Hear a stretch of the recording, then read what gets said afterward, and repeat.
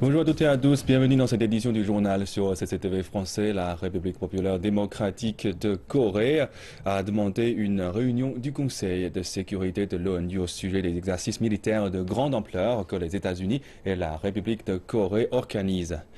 L'ambassadeur de la République populaire démocratique de Corée à l'ONU, Ja Song-nam, qualifie ces manœuvres comme agressifs et de diriger contre son pays.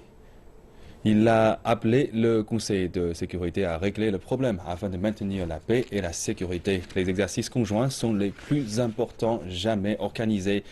Ils rassemblent 300 000 soldats de République de Corée et 17 000 soldats américains.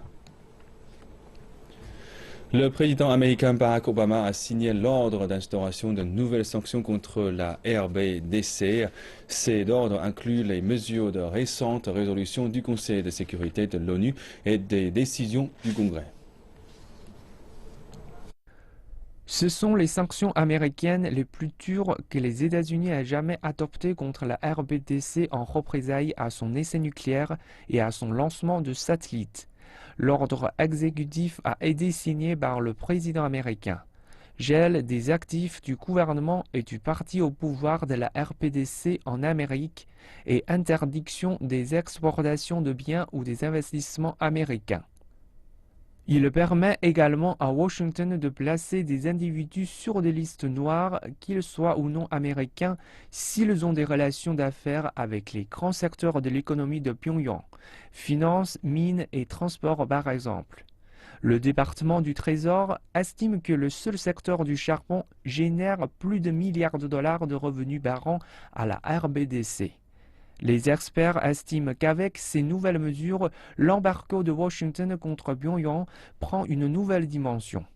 Car malgré plusieurs décennies de tensions, Washington n'a jamais imposé un embargo commercial total contre la RBDC alors qu'il l'a fait contre le Myanmar et l'Iran.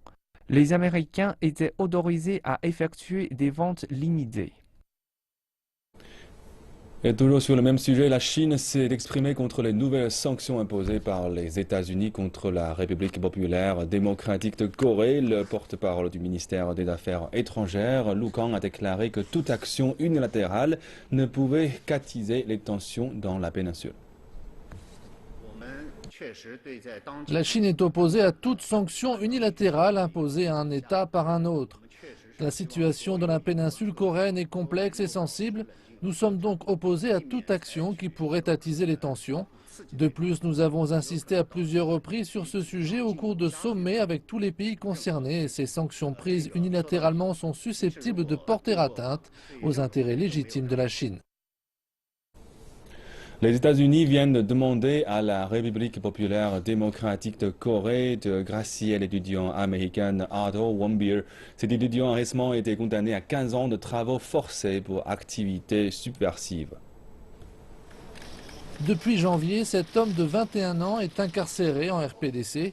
Il était accusé d'avoir tenté de dérober une affiche de propagande dans son hôtel de la capitale Pyongyang. Otto Warmbier avait alors déclaré qu'un groupe religieux lui avait demandé de ramener un trophée de son voyage. La Cour suprême de la RPDC l'a condamné mercredi pour activité subversive, une décision dénoncée par Washington. Monsieur Warmbier a été accusé d'actes hostiles envers la RPDC et condamné à 15 ans de travaux forcés. Le département estime que cette condamnation est excessivement dure par rapport aux actions que M. Warmbier aurait commises.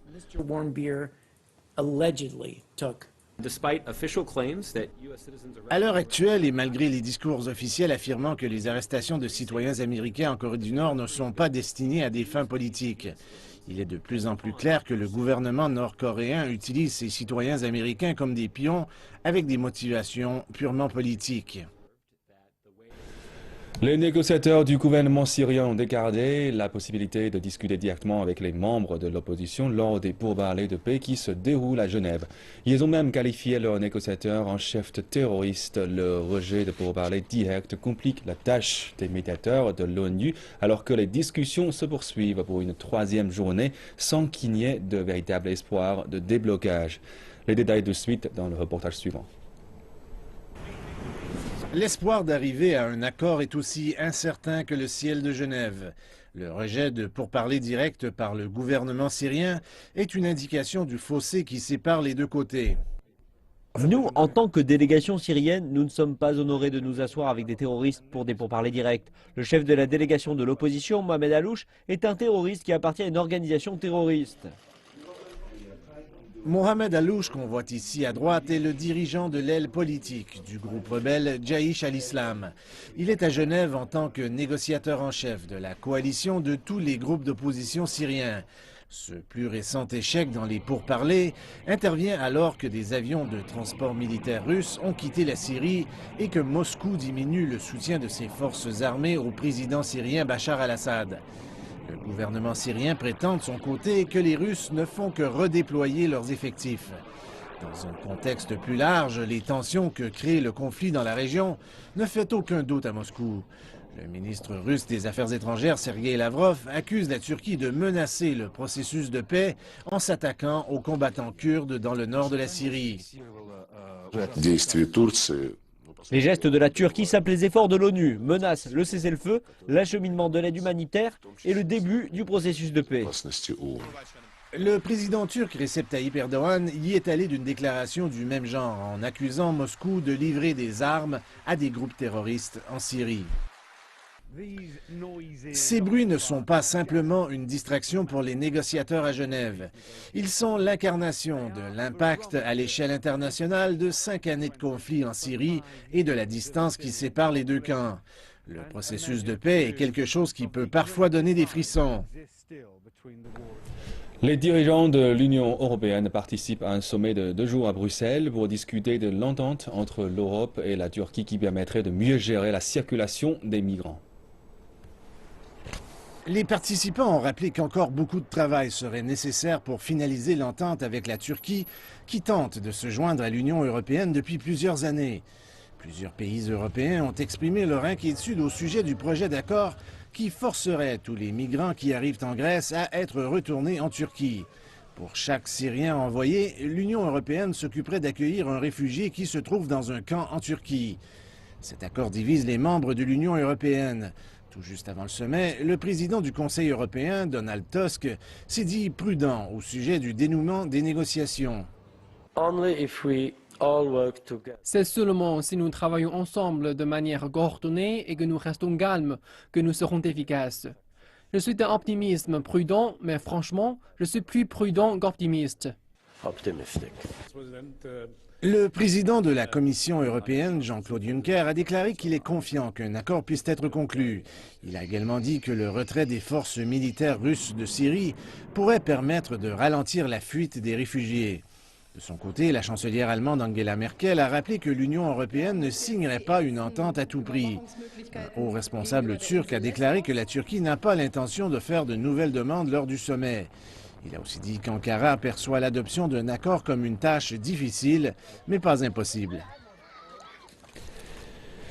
Et maintenant en Afrique, l'Afrique du Sud a réfuté les allégations de la FIFA selon lesquelles le pays aurait payé 10 millions de dollars américains de pots de vin pour s'assurer de la victoire de sa candidature pour l'organisation de la Coupe du Monde 2010. Reportage.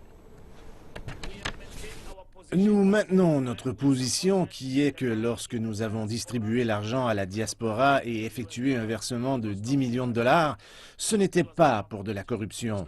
Cela a été fait au grand jour et non pas de manière cachée et c'est le premier point que nous tentons à clarifier. Le ministre sud-africain des Sports a expliqué que l'argent avait été à l'origine déboursé de manière légale pour le développement d'un programme pour la diaspora africaine dans les Caraïbes, mais que cet argent avait ensuite été utilisé de manière frauduleuse par d'autres personnes. Il a ajouté que la FIFA devrait retirer sa déclaration faite mercredi, alors que l'instance internationale cherche à récupérer des millions de dollars auprès de ses anciens dirigeants en les poursuivant en justice aux États-Unis. La Chine a restauré les relations diplomatiques au niveau des ambassadeurs avec la Gambie, pays d'Afrique de l'Ouest. Le ministre chinois des Affaires étrangères, Wang Yi, a rencontré son homologue gambienne Néner Maktoual Kaï à Beijing jeudi.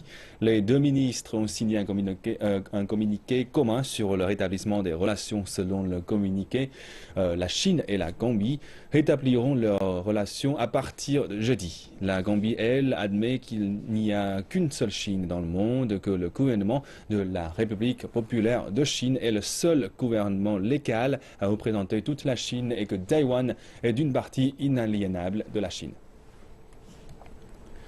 Les pays riverains du Mékong n'ont pas connu telle sécheresse depuis des décennies et cela affecte des dizaines de millions de personnes. La Chine a décidé de relâcher de l'eau pour aider à soulager la crise. Au Vietnam, le niveau de l'eau du Mékong a baissé à un plus bas de 90 ans. Les autorités agricoles du pays ont déclaré que 50% des terres arables avaient souffert de la sécheresse et de salinisation. Des millions de personnes manquent d'eau pour leurs besoins quotidiens. 39 gouvernements provinciaux ont demandé du soutien au gouvernement central, tandis que 10 provinces ont annoncé un état d'urgence. En Thaïlande, près de 60% des terres souffrent de la période sèche. Les riziculteurs pourraient perdre des centaines de milliards de bahts thaïlandais. C'est la deuxième année consécutive qu'ils connaissent une telle situation. Chaleur et sécheresse, c'est aussi le climat que connaît la province du Yunnan dans le sud-ouest de la Chine. Malgré ses propres difficultés face à la sécheresse, la Chine a décidé d'offrir son aide. Du 15 mars au 10 avril, la Chine va libérer de l'eau de la station hydroélectrique de Jingrong vers les régions en aval pour une utilisation d'urgence. Cela bénéficiera au Cambodge, au Laos, au Myanmar, à la Thaïlande et au Vietnam. Nous espérons que cela aidera à y soulager la crise provoquée par la sécheresse. Luka a ajouté que le gouvernement ferait de son maximum pour venir en aide.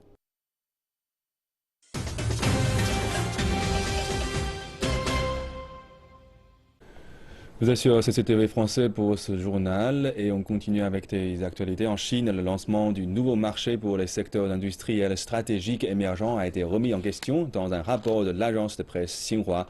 Le rapport indique que le gouvernement a décidé de retirer le marché pour les secteurs industriels stratégiques émergents du 13e plan quinquennal. Ce marché pour les secteurs industriels stratégiques émergents aurait dû être créé dans la bourse de Shanghai, mais on ne sait pas encore si l'idée de création de ce marché pour les secteurs industriels stratégiques émergents a été totalement abandonné ou si ce marché sera créé ultérieurement.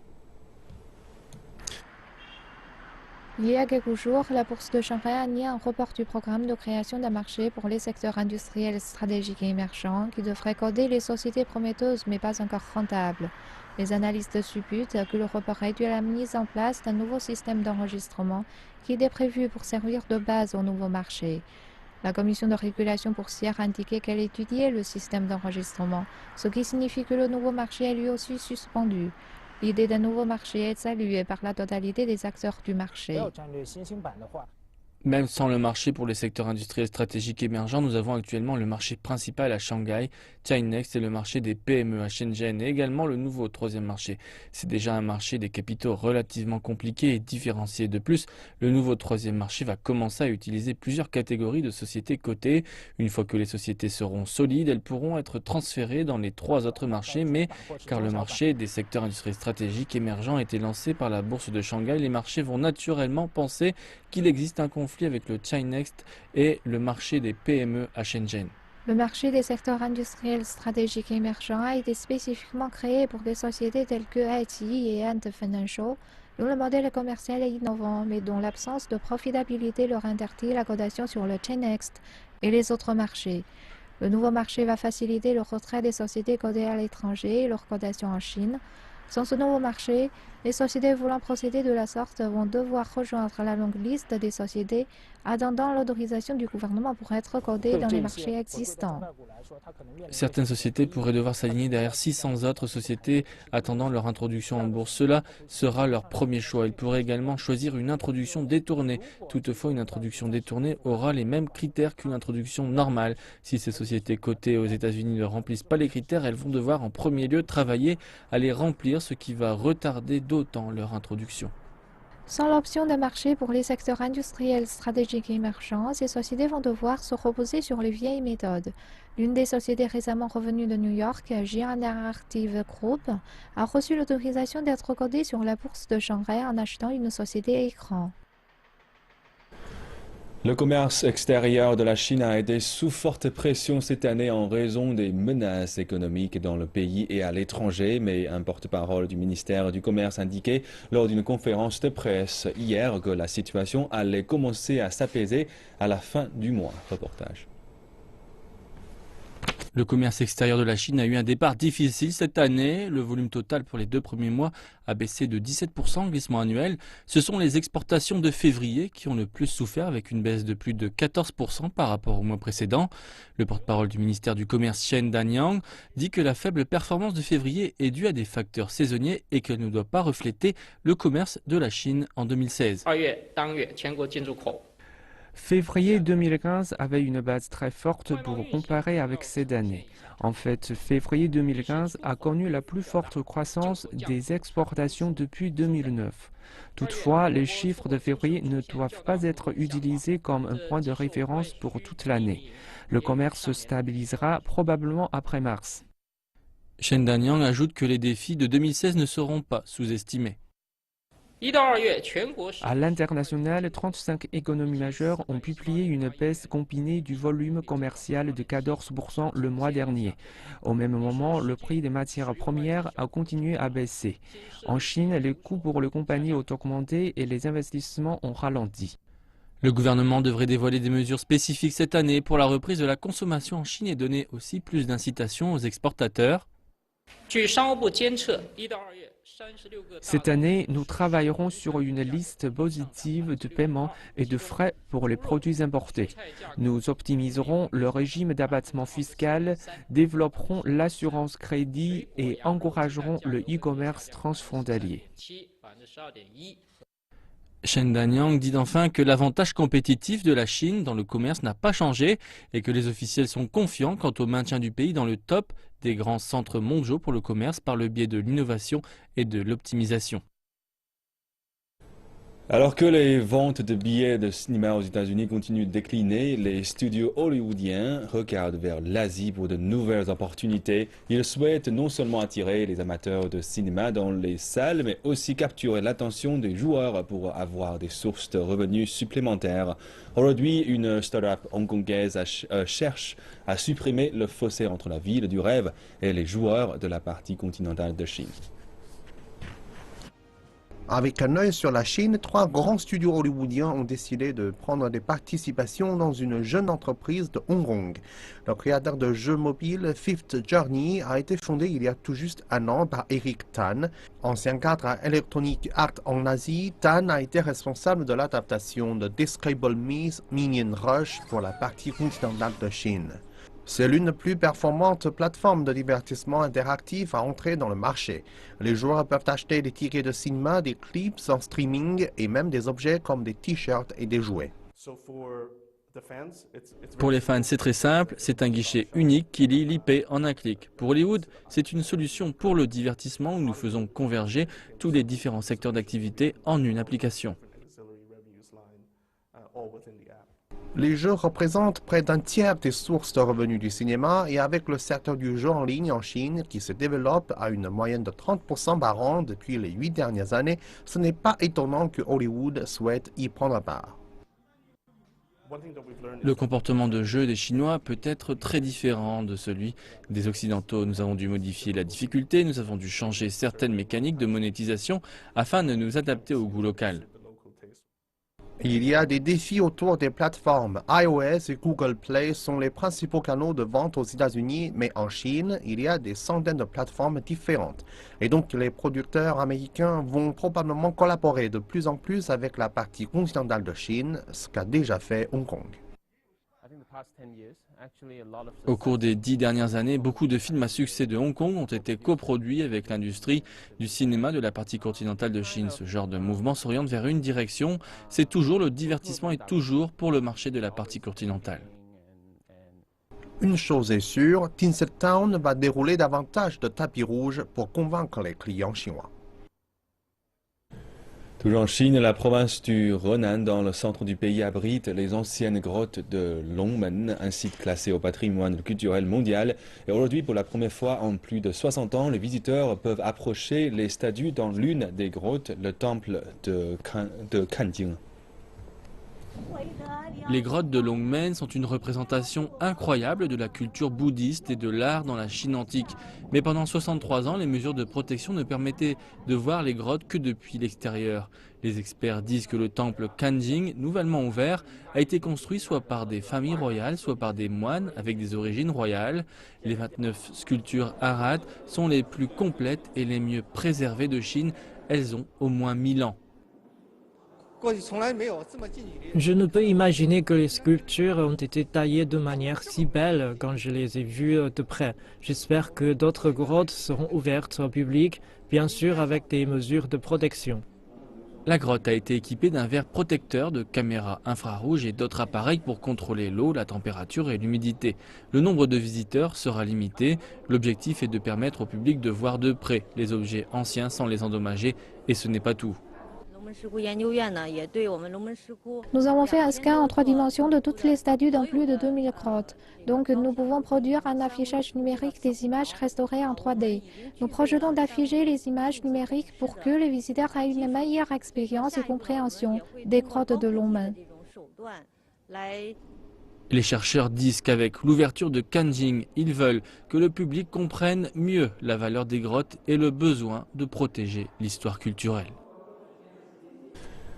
Et on termine à Wuhan, chef-lieu de la province du Hubei. Chaque année, aux alentours du mois de mars, lorsque les arbres sont en fleurs, l'université de Wuhan accueille des visiteurs venus de toute la Chine. Les premiers sakuras de l'université de Wuhan ont été offerts par l'ancien Premier ministre Zhou Enlai en 1972. En 1982, afin de célébrer les 10 ans de l'établissement des relations diplomatiques, une entreprise japonaise a offert 100 plants de sakura. 10 ans après, un Japonais amoureux de la province du Hubei en a donné 200 autres. En 2011, il y avait déjà plus de 1000 arbres comprenant plus de 10 espèces de sakura. Chaque année, après la floraison des calicantes, les sakuras s'épanouissent successivement.